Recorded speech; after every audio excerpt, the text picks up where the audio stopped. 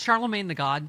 I just thought he was on Nicolle Wallace's podcast, and I thought, it's an interesting conversation. But, these guys really did, hugely affect this election and are part of the reason we're in this, You can't tout things like Bidenomics when people aren't feeling that in their pockets.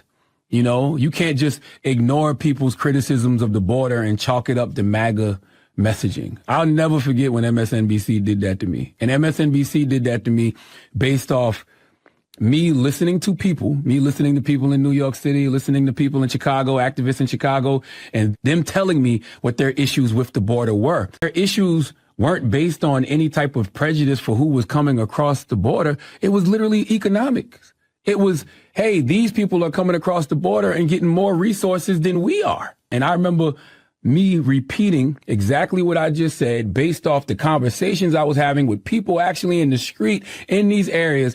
And MSNBC said I was repeating MAGA messaging. I was like, damn, that means that y'all really are not paying attention to y'all constituents. It's a lot of this both sidesing it or, excusing, normalizing Trump. He was complaining. Charlemagne the God slams MSNBC for saying he pushed MAGA messaging during the election. Well, he did. I mean, so he was saying about voters, being, you can't tell them they're not worried about the economy. I get what he's saying. He said their issues he said when he talked to voters, he said their issues weren't based on any type of prejudice for who was coming across the border. Yes, they were. Yes, they were, because it's related to how they think the economy is being affected. Yes. So, he's just wrong. That's the thing is you can go, yes, I get they were concerned about the economy, but it was MAGA messaging because there was prejudice involved. And then he said it was literally economics. It was, hey, these people are coming across the border and getting more resources when we are. Well, that's a lie. That's a lie. That's what I mean. So that's why that's MAGA messaging. It's like, yes, I get it. You're repeating what voters are saying to you, but tell them they're wrong. And if that is what you believe, that these people are taking our jobs for lower wages, who's paying them?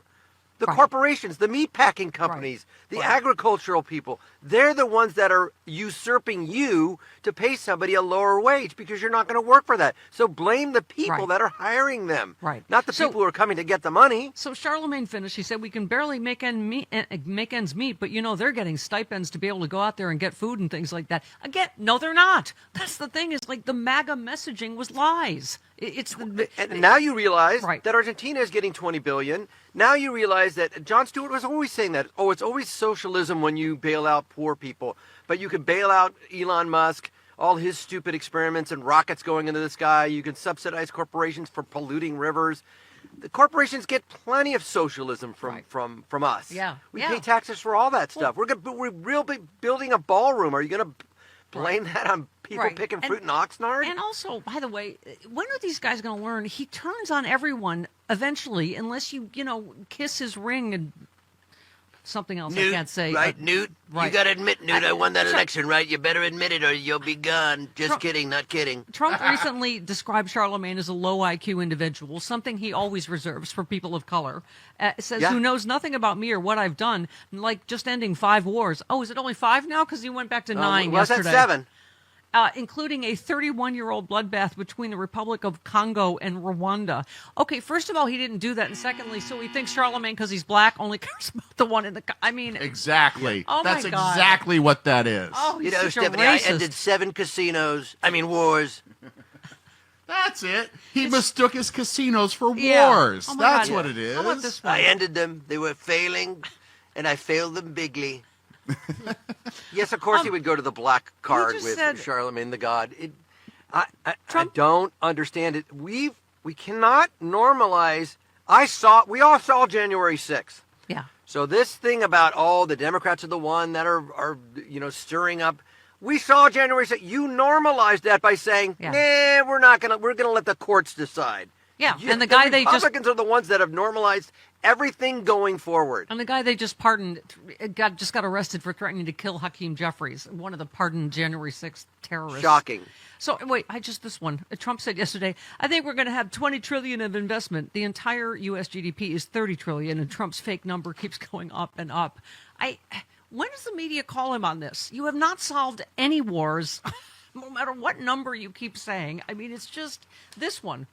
Trump notes the sound of construction of his new ballroom at the White House and says, "That's music to my ears. When I hear that sound, it reminds me of money. In this case, it reminds me of lack of money because I'm paying for it." He is not paying for it. We are, Yeah. right? I mean, it's just, Yeah. That's, again, you cannot, I don't know how you normalize this guy. And it's just a shame that half the country is caught up in this cult, this Jim Jones cult, where he can just do anything and they'll buy his stuff. They'll buy his golden shoes and his crazy Bitcoin scams. And it's just frightening how taken people can get, or be, as it were. By the way, I'm sorry. This was 70 billion stories ago, Chris. This was several. All right. This is before holding us up yesterday for 230 million. Analysis: Trump's made $1 billion in crypto profit just this year. I mean, this is, we keep saying it, Carl, just a smash and grab. I'm sort of joking about Fort Knox, and I'm like, no, that's how this ends. Yeah. Literally, I mean, okay. By the way, you were able to use for your signs at the rally. He has guessed the quote for you. You were able to use, yeah. Who said Donald Trump is a race-baiting, xenophobic bigot? Who said that? Carlos Elizraki. No, Lindsay. Lindsay. Miss Lindsay, that's right. Miss Lindsay did before he started playing from the white tees. That was when he was on the red tees, and then he just took it back, and he's moved back 20 yards. Okay, he's the ball washer, correct? Yeah, I was Trump's racking golf balls party. till the sun came up. Yeah, thank you. Okay, who said Trump is a con artist? Jake Ingracia. No, that was Marco Rubio. Okay. Yeah. Jake Ingracia's mom. No. Who said Trump is America's Hitler? Go, Carlos. Stephen Miller. No, well, that's good. J.D. Vance. Okay, I mean, yeah, it is just, cowardice is the other huge story of our time, isn't it? That Republicans can watch a literal wrecking ball go into the White House yesterday and just nothing, right?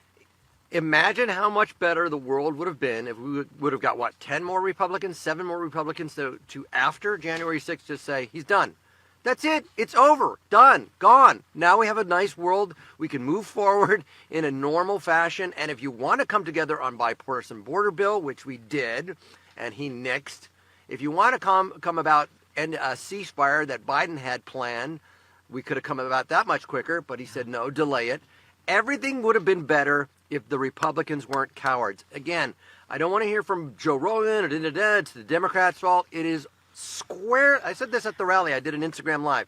Everything that we are seeing today is squarely rests on the cowardice of Republicans after the Ukraine shakedown, after the 12,000 votes to Georgia, and after January 6th. They had 3 chances to beat George Bailey, to do the right thing, to say no to money, to say no to him. It's all on the Republicans. It's their fault. That's not an opinion. That's a fact. And by the way, was it Malcolm that said, I mean, all of these January 6th criminals that were pardoned, almost every day one of them gets rearrested, and oftentimes for child rape.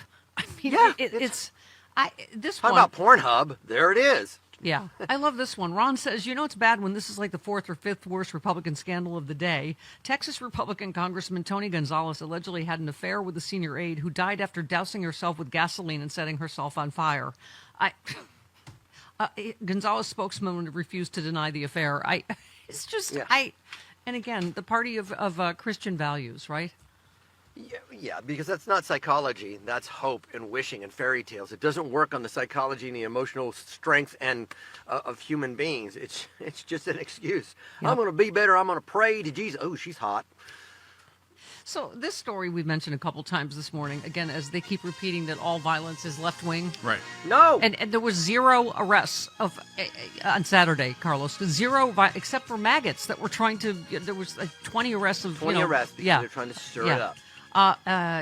Somebody said, can't wait to see how MAGA pretends the Trump-supporting, gun-loving, Confederacy-promoting, cis-straight white man who tried to shoot up the Atlanta airport was somehow not one of theirs. Billy Joe. His name's Billy Joe. Not McAllister. Okay. Cagle. Okay. Was arrested at Atlanta airport after threatening to shoot up the airport. I mean, it's just... Carlos, there's a story a day, right, about right-wing violence. What the right accuses us of doing, they are doing, so as to deflect. And again, all of this is a fairy tale dance around not releasing the Epstein files. Yep. If we just do that, then we clean it up. I don't care who's on that list and what it means to our past or present. Just do it. Let's clean house. Yeah. Let's really drain the swamp. Yeah, there you go.